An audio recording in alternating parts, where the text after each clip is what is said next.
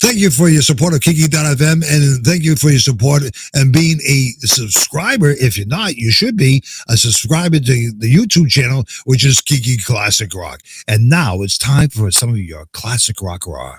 Well, everybody heard the news about Tina Turner passing away, and I am so sad. When I heard the news, you all know I love Tina. You guys love Tina. The messages I received from you guys, thank you so much. People just reaching out and posting on my Facebook and my Instagram. Like, she was just an amazing, amazing woman, really. And very, very sad to hear that news this week. But she has had many health issues the past few years, including high blood pressure, which led to kidney failure, intestinal cancer, and she also had a stroke. An interview with Cher, who visited with Tina just before her death, said that Tina told her she was ready, which makes, just a little bit more comforting to know that Tina was at peace with passing.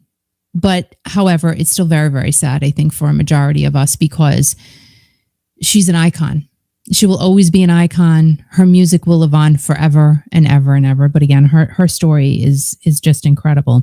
Tina, who was born Anna Mae Bullock on November 26th of 1939 in Brownsville, Tennessee, was daughter to Floyd and Zelma, and she had two older sisters, Evelyn and Ruby.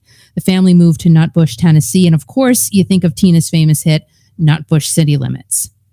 Tina and her three sisters had to live apart from each other when her parents had a job working at a defense facility, but the family did get back together eventually, and that was short-lived because her mother Zelda just up and left one day to escape the abusive relationship she was in with Tina's dad.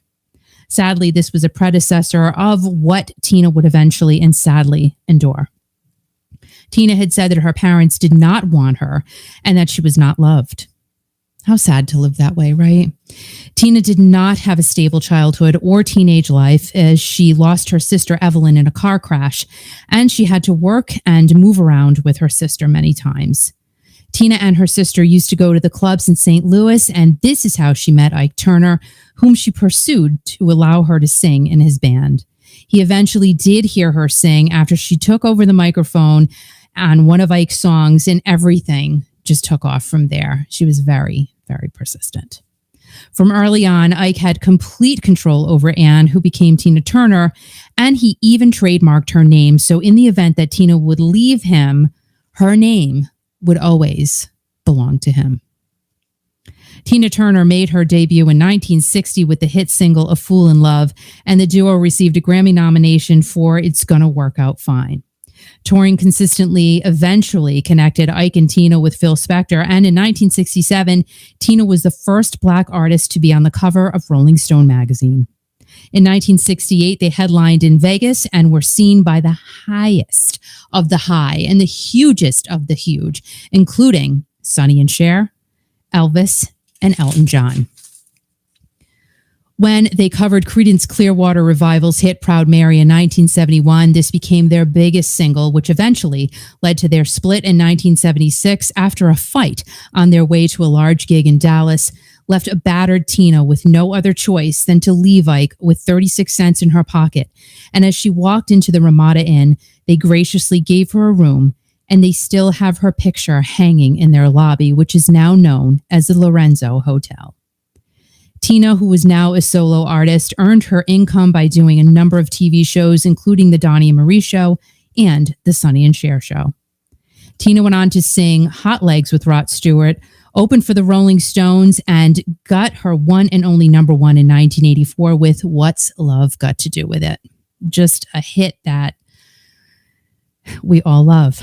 12 Grammys, multi-platinum records, and one of the greatest and best-selling artists of all time. We can also learn a valuable lesson from Tina's rough but wonderful life, and that is to stay strong, stay focused, and believe in yourself. Because what she went through in her 83 years on this earth could have literally destroyed some, but she took all of the bad and she just made it good. We love you, Tina, and may this one-of-a-kind, amazingly powerful woman be at peace. You know, and a lot of people, after her passing was announced, a lot of people had said on their social media that she had been sick for a very long time and it was her time. And she had been private for quite a while, which that's what you do, right? It's your life. However, I mean, Tina has always been an inspiration to me. Always, always, always. I've loved her literally, and I put this in one of my posts. Ever since I can remember, I have loved Tina Turner. I'm not the only one to say that, but I truly, truly always adored her. Her music. I mean, my son and I danced to Proud Mary at his wedding. So year ago, June 25th. It just goes to show their music was so powerful. Her solo music, so powerful. I love Tina Turner so much, and I'm glad she is at peace.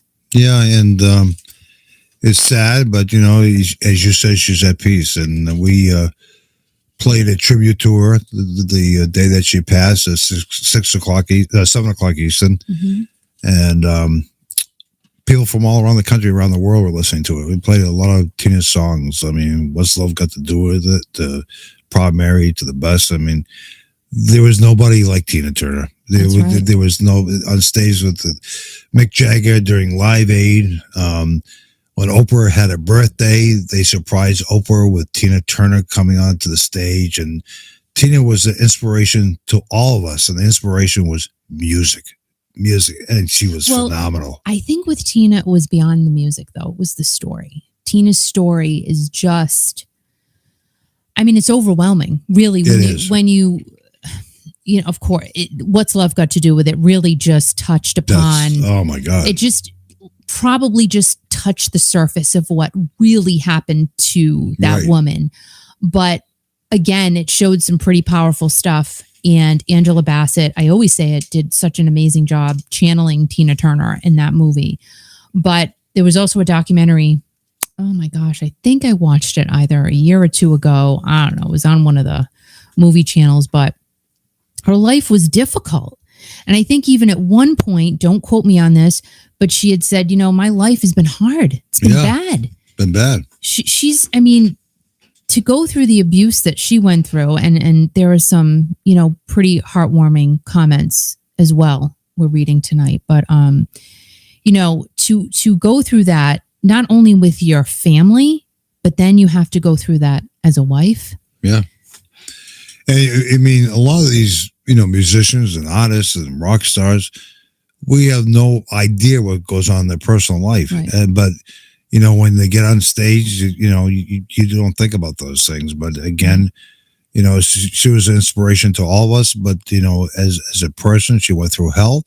But she came, as you said, she came out the other side. She lived to be 83 years old. So that's pretty goddamn good. Yeah, and she clearly had to rise above all of the bad to get to the good, because there was a lot of bad, but there was a lot of good too. So how that balanced in her life, we'll never know that. I'm sure people close to her will, they know, but we'll never know. And that's something that she took with her, as she should.